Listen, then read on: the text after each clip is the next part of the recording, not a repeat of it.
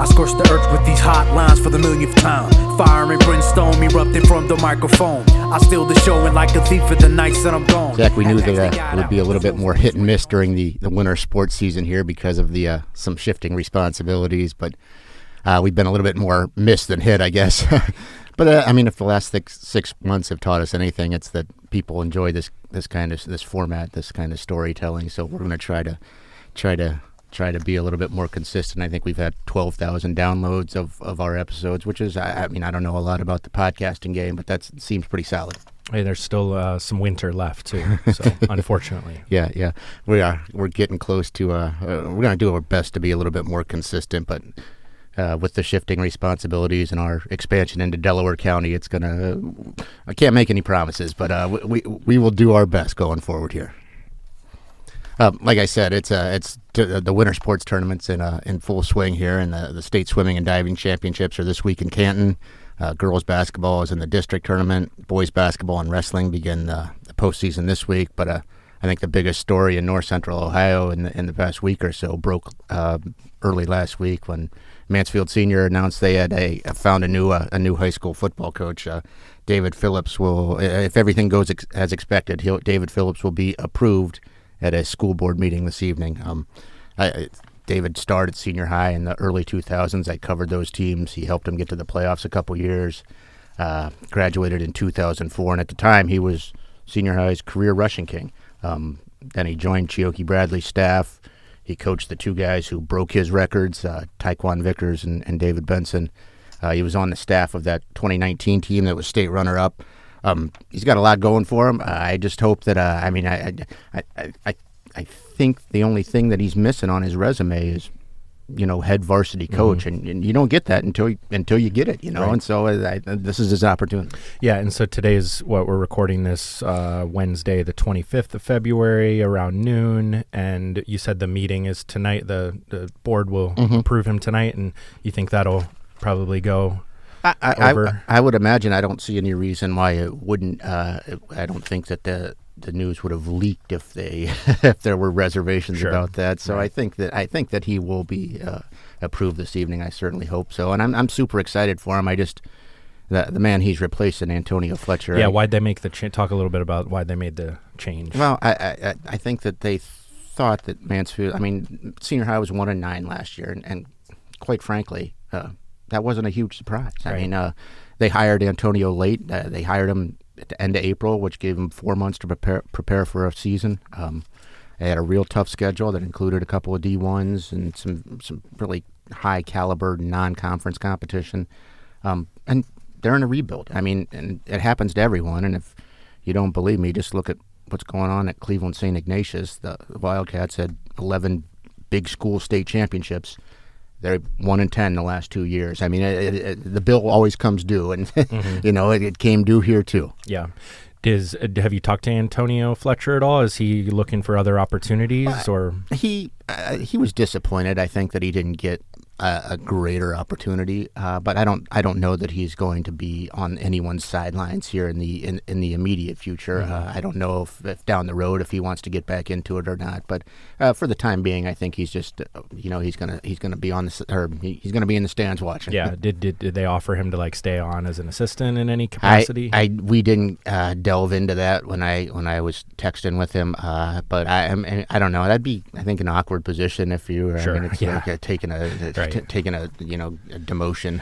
Yeah. I don't know if anyone is real interested in that. So. Right. Well, I mean, Mansfield's always better when Tiger football and basketball is strong. So, obviously David Phillips isn't going to turn it around right away. Probably. I mean, like you said, it was going to take time just going into last year, and they've got a young team, and but I wish him the best. Yeah. I mean, he coached that middle school team the last couple of years, and that team has everyone buzzing here in town. I mean, they were undefeated in football. They were undefeated in basketball. David was the coach of those both sports. He has two sons in that class. The kids respect him, and I think the parents respect him. So in an age when sometimes kids, classes fracture and kids kind of scattered to the different schools. I think that the hope is that he will be able to keep them together. Right. Is that fair to assume that that was part of the decision, maybe from the school's part, or like? I haven't talked to school officials about it, Yeah. but I think in conversations that David and I had, and, I brought it up, and he said, I'm sure that's a piece of it, Right. and I think that is the most reasonable explanation. I mean, at least that's at least part of the puzzle there. Mm-hmm. Well, let's shift gears here and turn our attention to this week's guests. There are certain names that are synonymous with certain sports at certain schools, and this week's guest is certainly one of those guys. He recently became the winningest wrestler in Ontario high school history, and he's following in the footsteps of his father and his uncle and his older brother. We're joined in studio by Ontario's Aiden Ohl. Aiden, thanks for coming down here and joining us this afternoon. Thank you for having me. Absolutely. We got a whole bunch of stuff we want to get to with you, but before we do that, let's take a minute to thank our sponsor, Graham Auto Mall. Whether you're cruising in for a new ride or keeping your current one in top shape, Graham Auto Mall has you covered. Shop a huge selection of new and pre-owned vehicles or trust their expert service team to keep you on the road. If you're in the market for a vehicle, stop by Graham at 1515 West 4th Street in Mansfield or visit GrahamAutomall.com. Graham Auto Mall, your hometown dealer. All right, Aiden, like I mentioned here in the open, your dad, Monty, won a state championship for Ontario in 1990. Uncle Perry won Ontario's first wrestling state title in 86. Older brother Jacob was a three-time state playthrough. He was a runner-up as a sophomore, third as a senior. Is there additional pressure that comes with being having that last name at Ontario in the wrestling program? Not really. I know I've already been wrestling and doing better than my brother, and that was one of my goals originally, is just, hey, be a 4-time placer, do better than Jake. But now it's, I have an opportunity to be better than my dad and my uncle. So right now I'm just striving for that. Is it something that you've gotten used to?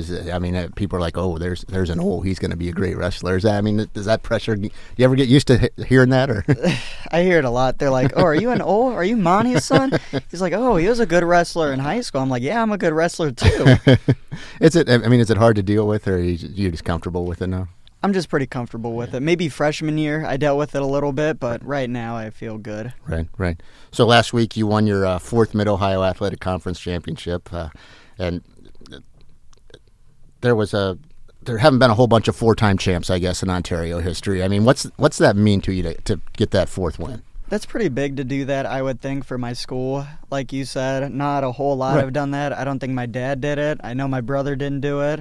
So just to achieve that for my school, I think that's pretty big. Yeah, and along the way, you set the program record for career wins. I think 161 was the new record. You passed, I think, Josh Ohl, who coincidentally is no relation at all, oddly enough. Spelled the same, or what? Yeah. It's an Ohl wrestler, just not related, oddly enough. But does that mean a lot to you to be the career wrestling or the career wins leader?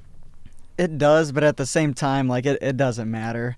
It means a lot having that under my belt. Like, hey, I have the most wins in school history. Right. Let's see if someone else can beat that. Right. But no, I don't think it means a whole lot. Well, we're going to get to a whole bunch of stuff that you got coming up here in front of you. But before we do, let's kind of turn back the clock to your freshman year coming in. You come in, you win like we said, a conference championship, and then you win a sectional championship at Clyde, a district championship at Norwalk as a freshman at 103. Did you exceed your own expectations? Was that even on your radar as a freshman? Not at all. Is that right? Not at all. I knew I'd have a really good chance of winning conference and a pretty good chance of winning sectionals. I wasn't too sure how I was going to do at districts, but I knew if my mentality was high going into it, I knew that I had a pretty good shot of winning it. Yeah. So you qualify for the state meet for the first time, and Zach, you've probably never been down there. The state tournament is at Value City Arena inside the Schottenstein Center. It's 18,000 capacity. There a lot of people were in those seats even on opening day. Mm-hmm. I mean, when you walk out as a freshman and onto the floor for the first time, is it a deer in the headlights situation? What's that like? It was pretty big. I had a long conversation with my brother. Okay. Right before it, he's like, hey, you're going to go out there and you're going to look up and you're going to feel like a fish in a glass bowl. You're going to feel like all the eyes are on you in that arena, and you just need to take a deep breath in and calm down. Because if you don't do that, it's not going to go well. And Zach, I mean, I couldn't imagine looking back when I was 14 years old being able to handle something like that, walking out there for the first time. Those are some bright lights for that age.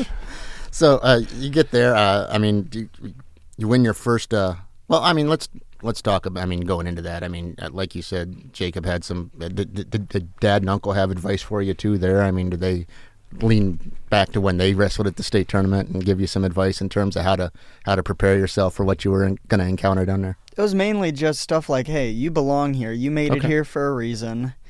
The only thing you need to do is go out there and wrestle. Don't worry about the fans. Don't worry about who you're wrestling. Don't worry about any of that. Don't look ahead in the bracket and just focus on one match. Yeah. That's it.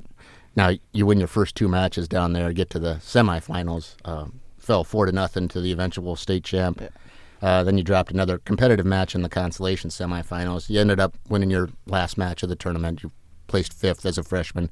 I mean, you became Ontario's first ever state placer as a freshman. I mean, what was that whole experience like? Was that hard to wrap your head around what you accomplished there? Originally, yeah, I was like, okay, this is big. Like, Yeah. I achieved something no one else in Ontario history has done. Out of everyone, Right. no one has done this. So I instantly knew that was a pretty big moment, and I knew that was going to help me throughout my career and push me. And Zach, you've never been there for the Parade of Champions, but it's the very best thing that the Ohio High School Athletic Association does. They shut out the lights in the arena, and then they march the kids out. They have fireworks going off, pyrotechnics. Wow. It's there's 18,000 people. They're losing their minds.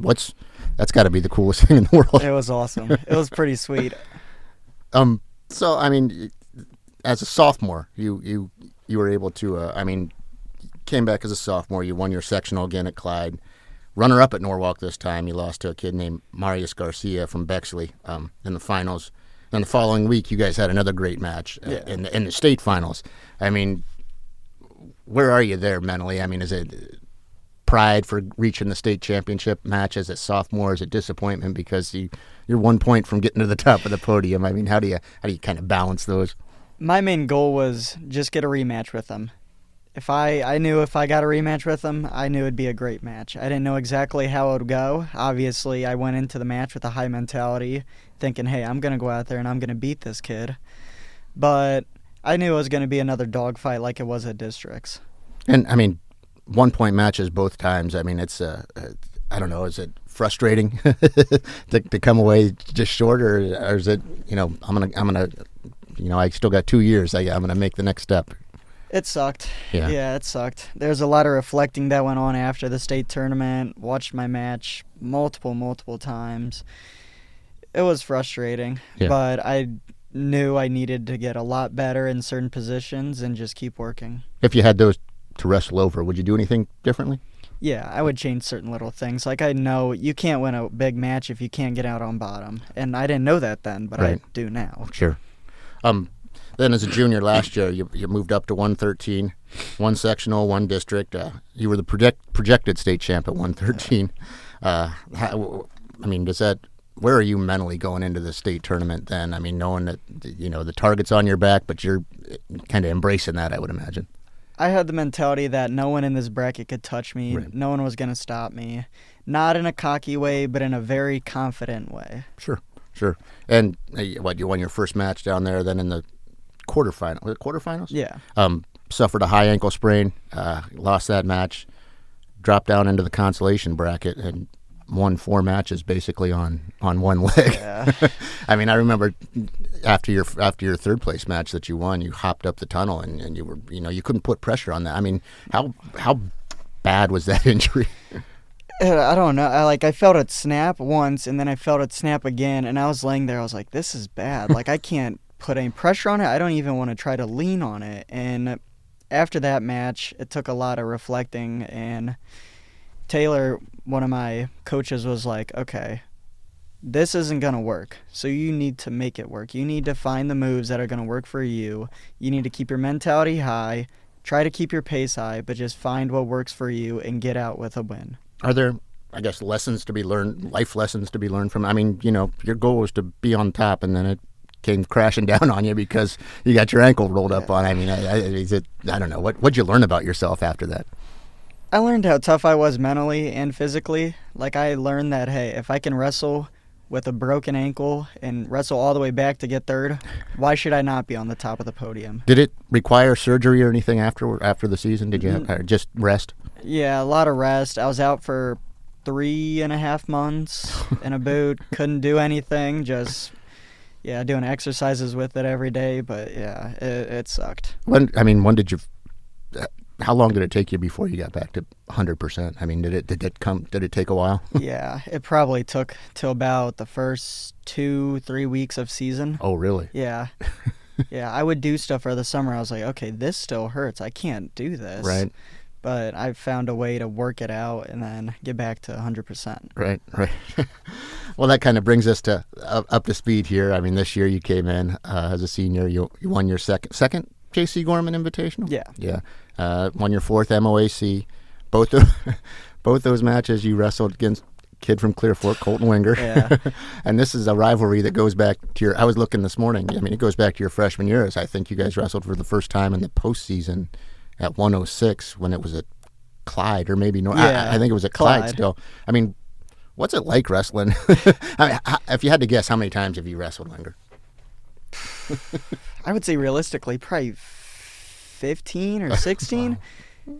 4 times a year at least, I would think. Right, and it's like a NBA final series. I mean, there's no secrets. I mean, when you get to Game 7, there's nothing that you can do that they don't know about, and vice versa. Yeah, what is that like knowing each other's tendencies so well? It's frustrating. You're like, okay, this isn't going to work on this kid. He knows what's going to come. So you really need to get out of your comfort zone and change things and try different things, even though they don't feel right or they feel like, hey, this probably isn't going to work, but I know that this other thing isn't going to work, so I might as well try it.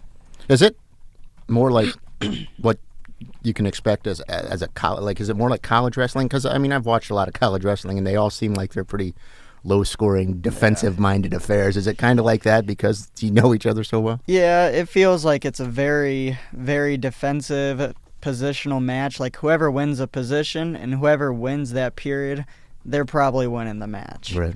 And there's a pretty realistic possibility the two of you guys are going to see each other at least 2 more times. I would say 2 more times. Yeah. So I mean, has he beaten you yet, or is it? No. Oh my Lord! It's I don't know how you. So he hasn't beaten you in like 15 matches. No. And he's like, "What's going to change this time?" Do you feel like that's more pressure on you though to be like? I mean, I don't know. Do you feel like he's going to get you one of these days, or I'm sure you're pretty confident that he won't, but I don't let it get to me at all. I mean, just worse, another match. Yeah, worse that happens. Okay, I lose. Boom, I get to wrestle him the next week. Sure. But no, I try going at him with something different each week, so he's not seeing the same thing constantly over and over. So you're ranked second right now. There's the wrestling rankings came out. I think earlier this week. There's a guy who does like kind of a state preview. His name's it's Borough Fan is the website. I think his name's Billy Schaefer. He ranks all the guys. He has you as a projected state finalist, has you second behind a kid from Woodridge named Gavin Genovese, I'm not sure. Bronco Bryan from Indian Valley is third. That's who you were wrestling last year when you got injured. I think Wenger's fifth. A loaded bracket. I mean, what's it going to take? I mean, I know I've just been talking to you over the course of the season. I know you have one goal in mind, and it's to stand at the top of the podium here in a few weeks. I know it's going to take some close matches, some very gritty matches, no matter what happens, and I know it's probably going to take wrestling a kid I've already wrestled this season. I mean, do you allow yourself to think about what it would be like to stand on top of the podium, or is that kind of a dangerous game to play to think that far in advance? I don't like thinking about that. I just like thinking about all the hard work that's going into it and all that I've done in my spare time and all that I've sacrificed to go into it, because when I think about it like that, I just want it even more. Rather than thinking, oh, I already have it, I think, okay, I'm doing all this for a reason. Right. So if you pull it off, you'll be Ontario's 5th ever state champion. You'll join your dad, your uncle, Wes Turnbaugh, who's the coach at Ontario. Kid name Tony Cook was the 5th. I mean, just to be included in that conversation, is that hard to wrap your head around? Yeah, that'd be huge. First 4-time placer, 5th state champ for the school. Yeah, that'd be awesome. Yeah.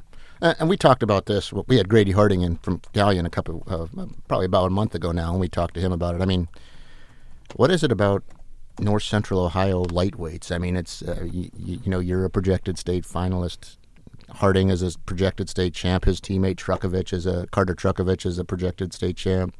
Kids at Clear Fork, Anthony Oscar. I mean, what is it with the lightweights in North Central Ohio? I mean, I've been saying it for a few years now, but it's pretty incredible what's going on here. I would say it's always been stacked. Yeah. It's always been a dogfight anywhere from 106 to 138, I would say. Right. And like in any of those weight classes, especially now, you see kids that are like 1, 2, 3 in the state. Right. Sometimes wrestling in the finals of the MOAC. Right. I was going to say last week the MOAC tournament I think had 3 of the top 12 guys in the state at your weight. And that's just from our conference. Right. It's crazy. Yeah, and that doesn't even include the Ashland kids. No. Mason Bauer and Guardian Miller are both pretty light guys. I mean this fraternity, the wrestling community, is a pretty tight-knit group. I mean, do you follow those guys? Are you friends with all those guys? Yeah, me and my brother used to go there and wrestle with them a lot. I still go over there sometimes and wrestle with my cousin. Okay, yeah. Yeah. Max, who was was he 113 at Ashland? 120 at Ashland. Yeah, 120 at Ashland. And he's a top 10 guy too. You wrestled him in the Gorman finals last year. I mean, there's no shortage of competition, I guess, here in the area. I mean, are you rooting for those guys? I mean, I know there's school rivalries and stuff like that, but once you guys are at the state tournament and none of you are in you and Wenger are in the same class. But I mean, are you rooting for those other guys, hoping they can get to the top of the podium too? Yeah, I want to see them succeed because I know that the hard work they're putting in is going to pay off at one point or another, and I know how their coaches are. They have great coaches, and like we've always grown up close to them. I would love to see them succeed and do good at state. Right. Another thing I think that we talked to Harding about, I'm interested in, is there are a lot of different styles of wrestling. I think high school is folk style, I guess it's considered. Yeah. There's freestyle, there's Greco-Roman. I mean, do you prefer one? Do you like one more than the others? I love wrestling folk style, but I prefer watching freestyle. Okay. Even though I've never wrestled freestyle, I wanted to get into it last year, but I couldn't because of my ankle. Right. Made me out for the summer. But I'm not a huge Greco guy. Okay. I wish they would do the scoring differently in Greco, but other than that, like I would say for me, it probably goes watching freestyle is better than watching folk style, but wrestling folk style is better than freestyle. Just explain to the people who might not know what the differences are there. I mean, what are the differences between freestyle and folk? So with freestyle is if you expose your back, I believe that's 3 points. If you push them outside the circle, that's 1. If you throw them from their feet to their back, that's 4 points. And it only takes 10 points to tech someone. Okay. And how about Greco? Is that more all upper body? Or? Yeah, Okay. You can't even touch the legs in Greco. Okay. Yep. Well, what are you best at, do you think? Definitely folk style. Okay. I think I'd be good at freestyle, but I haven't got to try it yet. Like me and Harding practiced it a little last summer, but that was when my ankle was still a little bit iffy. But yeah, I think I'd be decent at freestyle. Yeah. So you recently committed to Ohio University to continue your wrestling career down in Athens. Just take us through. I mean, we had football guys here in the fall who were high D1 recruits, and they kind of walked us through that. What's wrestling recruiting look like? How do you get on OU's radar, I guess? To be honest, I have no clue. Is that right? He emailed me one day. I emailed coaches at sophomore year, at the end of sophomore year, because that's when they can officially reach out to you. Okay. It's like sophomore year, midsummer, something like that. So I emailed them originally just trying to get like a notice or something. And then it was I want to say it was like late last summer. The coach emailed me. We were talking back and forth for a while. And then in the fall, he's like, hey, would you like to come on a visit? I was like, absolutely. Right. Was there anyone else on in contention, I guess, or was there anyone else you were interested in and were interested in you? Yeah. So originally it was George Mason. They were talking to me for a while. Then they picked up, I want to say, Scotty Fuller from Genoa. Okay. So then when I saw that, I knew I was going to be off their radar. Okay. Then I was talking to Edinburgh for a while, took a visit there, really liked it. Didn't get a great offer from them. I was like, okay, well, there's one of my D1 offers out the window. Right. Visited Mercyhurst, which I loved everything about them, but the only thing that sucks is they're transitioning from D2 to D1. Okay. So they have to sit out for 2 years. Oh. And I didn't like the thought of that and me having to burn at least one of my years. Right. So I was like, okay, I want to go with a nice, stable program. I just have to find it. And Sure. when Coach Greenlee reached out, I was like, this could very well be the place for me. And we talked a little off the air. I mean, you go down to OU in Athens in the fall, and it's a beautiful campus. Yeah, I mean, it's it's very a pretty beautiful. easy sell, I guess, for them down there. I mean, what is that? Kind of what sold you is, in addition to the wrestling piece, is just the environment down there. It was a really nice area, very close, not a huge city. Right. You know, it's not a small campus, but it's not an overly whelming large campus. Right. And I like the idea of being able to wrestle in the Convo Center and being able to just go to school there and having all my classes on one side of campus rather than having to go into 4 or 5 different places. Right. Mm-hmm.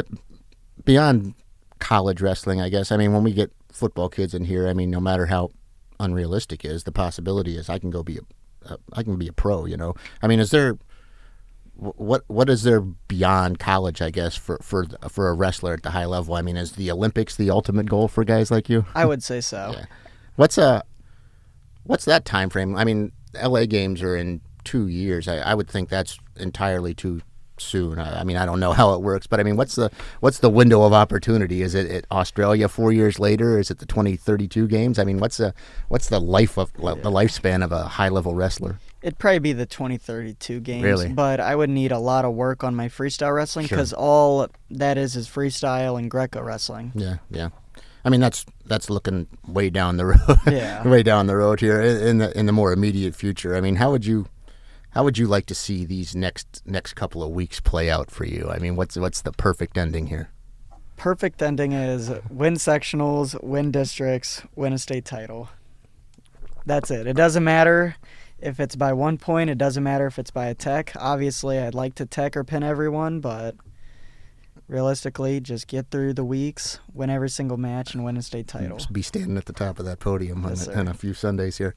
I think that's gonna wrap it up here for us. But before we go, we always like to end with something we call the 2-minute drill. We'll just throw a bunch of questions at you. Zach, you probably didn't know this, but Aiden is a big Ashland High School girls basketball fan. I did not know. His girlfriend is on. It plays for the Arrows. They took one on the chin last night. Aiden, if you and your girlfriend are playing one-on-one Oh, on the gosh. basketball court, who's winning that? Yeah, she's beat me a couple times. Okay. We went at it a couple times. Is that right? We talked extensively about your family legacy in wrestling. I guess who's the best wrestling who's the best wrestler in the Ohl family? These are some hard hitting. These are hard-hitting. Yeah, we're coming at you hot. Is this including me? Yeah, absolutely. I'd probably say me. Attaboy. Or Sid. Right. Or Sid. Right. Yeah, Sid is a cousin who went to Ashland High School. He didn't win a state championship, but I think he was. He got second. Okay, he was a state runner-up. Wrestled collegiately. Was a national placer. I mean, yeah, absolutely. Here we are. Now you committed to OU for wrestling, and this is full disclosure. I'm an OU guy, so I know a little bit too here. Do you know Ohio University was the first university in Ohio? Do you know when it was founded? Gosh. If I saw it somewhere. I'm trying to think of it. It's like 1790. that close. It was Ohio became a state in 1803, and OU was founded in 1804. Close. Now we mentioned it earlier. I mean, you're aiming at becoming the fifth wrestler in Ontario history to stand atop the podium. If that happens, what's the first meal that a wrestler who's been starving himself for 4 months? Aiden didn't have any pizza with us before we came in to record. So I mean, We did torture him though. We ate. we ate in front of him. But what's the the first meal after a state championship look like for you? I got a $100 gift card to Akano. That's where I'm going the next day. I'm getting all the hibachi and sushi I can eat. Well, here's hoping that you're going to have a gold medal hanging around your neck when you do that. Aiden, Thank you. we certainly appreciate you coming down here and taking some time, and we wish you the best of luck here in the next 3 weeks. Thank you. All right, thanks.